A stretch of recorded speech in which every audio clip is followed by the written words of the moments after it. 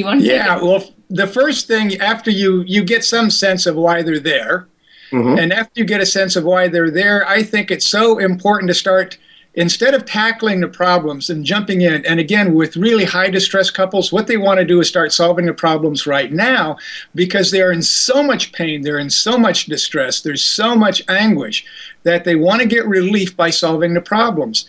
And if you jump in too fast with people who have really complex embedded struggles, you're just going to make a mess of it. So what we do is we start changing first their attitude toward change. And until you change their attitude about what it means to change, you're going to always, as a therapist, be reacting to the intensity of the problem that they're discussing. Okay. So their attitude towards change. Unpack that one a little bit for me. Well, the first thing when a couple comes in, what we do is we say, go to our website, download a document called How to Get the Most Out of Couples Therapy.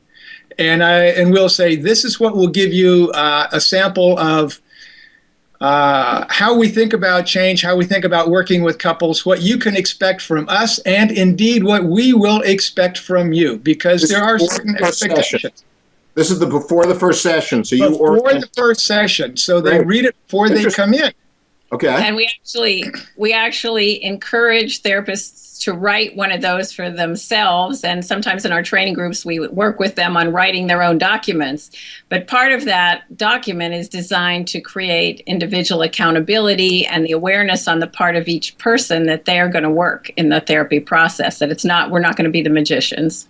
So one of the first questions we ask when they come in is, did you read the document? Probably 90% of the time they say yes. And I say, what did you get out of it? And they say, well, that if we're going to be effective, we got to look at ourselves first. And I say, you just got the message. Congratulations. You got it. And they will remember that for about 10 minutes. Okay. All right. But it's a start. But that's interesting. So that's this whole business of building the culture it starts much earlier than the actual moment they come into the session. So you're building new norms. It starts on the telephone, not only with the recommendation to read the article, but sometimes we'll give them specific questions to bring in answers to as well. See, what we don't want them to do is start rehearsing the bad behavior stories of their partner and get those really polished before they come in, so that we know who the bad guy really is.